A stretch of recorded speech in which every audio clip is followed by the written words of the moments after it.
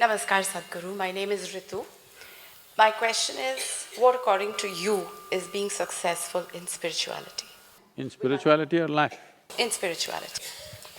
And will I know it before I die? Thank you.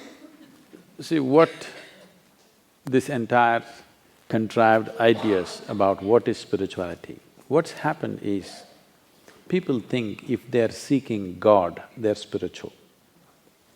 What you need to understand is, you have already made an assumption and then you're trying to concretize your assumption.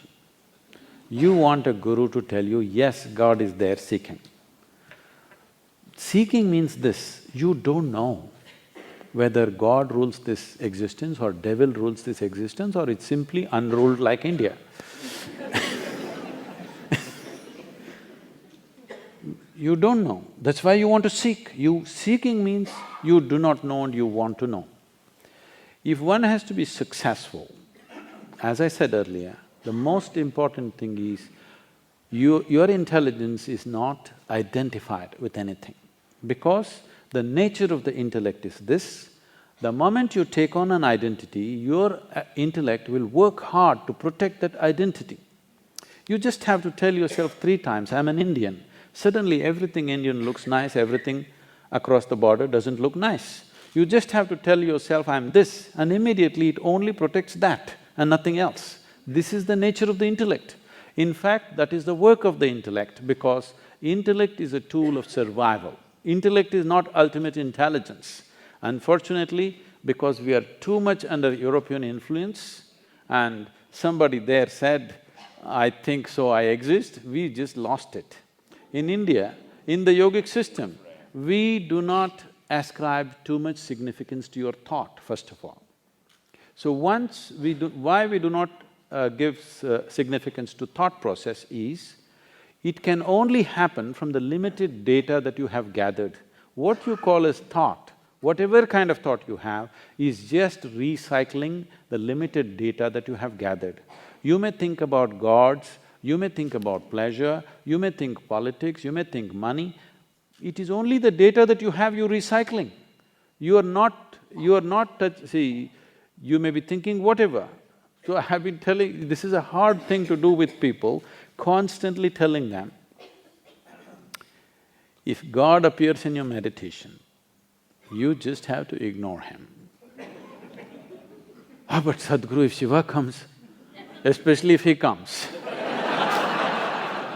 because Shiva is coming only because of the calendar images that you have seen. If you were born elsewhere, somebody else would be coming. So this is the old data playing up. So whatever plays up.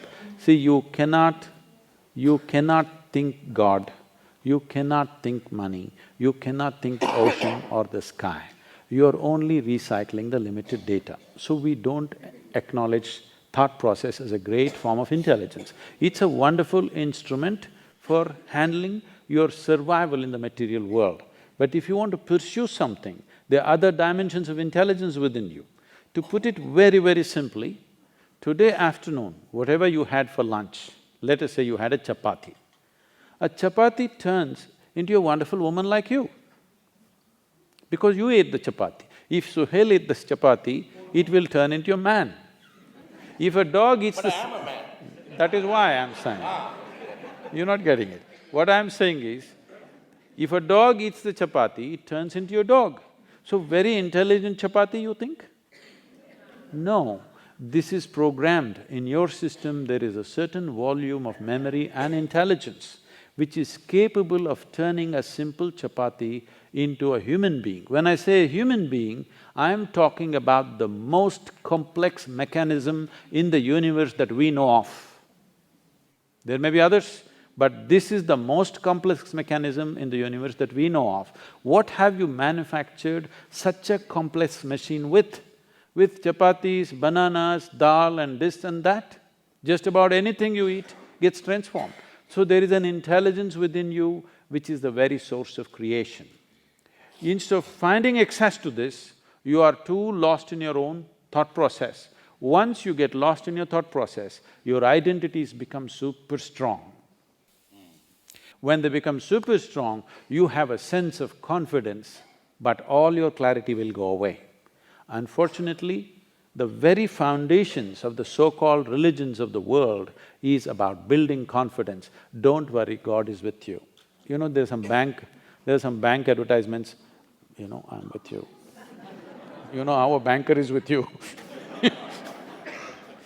So, this is a confidence-building process, but confidence without clarity is a disastrous process. What you need is clarity.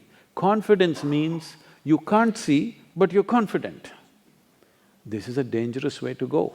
This is a continuous disaster. See, it doesn't take thousands of years to figure out simple aspects of life.